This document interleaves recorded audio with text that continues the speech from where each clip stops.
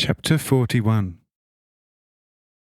The first sending out of the apostles.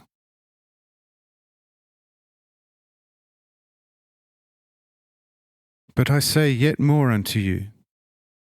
You are aware of how, as always was, there also are prophets today, and there always shall be to the end of the world, and to every nation upon earth, regardless of which faith. Because through the prophets alone, regardless of whether all ties between heaven and earth may have already been severed, a secret bond nevertheless is kept up, which no dark power is capable of breaking.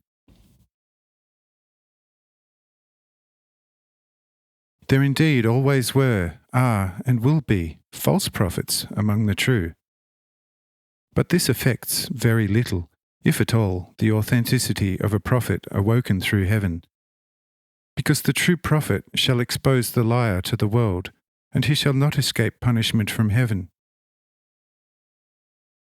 When a true prophet comes to a house and is accepted as such, then he who has received him as a true prophet, or as a messenger in the prophet's name, hearing and heeding his word in his heart, shall receive a prophet's reward in the beyond in God's kingdom.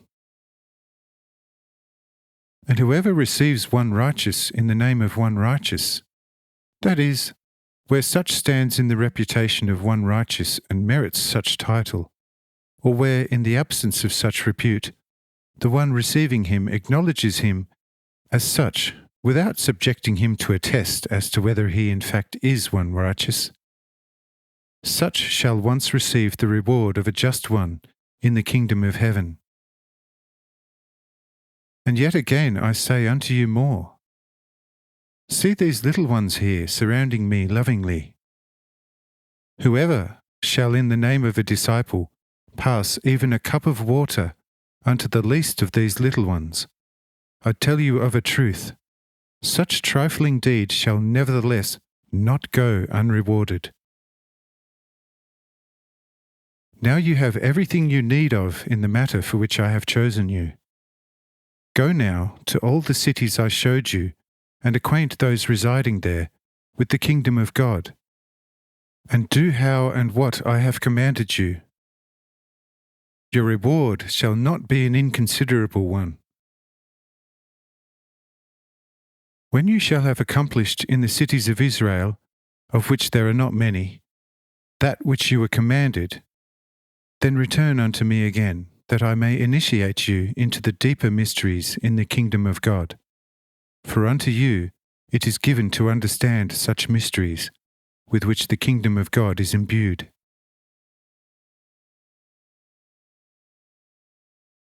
Says Peter, Lord, are we 12 to move in company or individually into one or the other city, as well as the markets and villages? I said, That's up to you, but better it is for you to go at least by twos or threes, so that one can act as witness for the other. And my Spirit in you shall act more powerfully when you assemble by twos or threes in my name, teaching and acting thus. But that you should remain together in full number, firstly is not necessary, and would secondly make it harder to be taken into a house, due to space and care.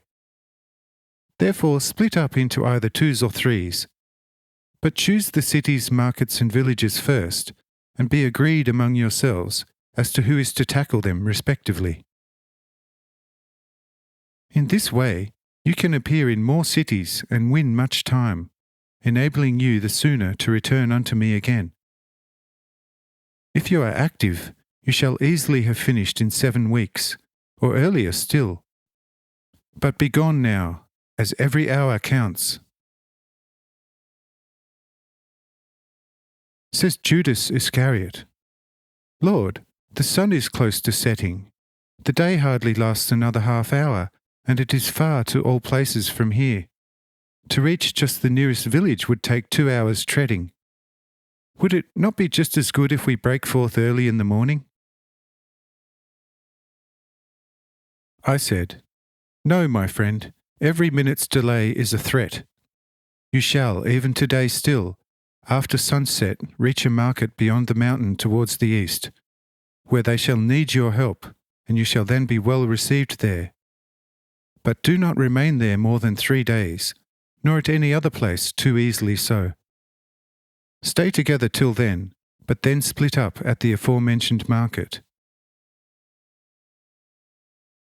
Following these words, the 12 quickly hit the road, and the residents of this destroyed little village, miraculously rebuilt afterwards through my grace, gave them 2 guides who took them to the shortest road to the market.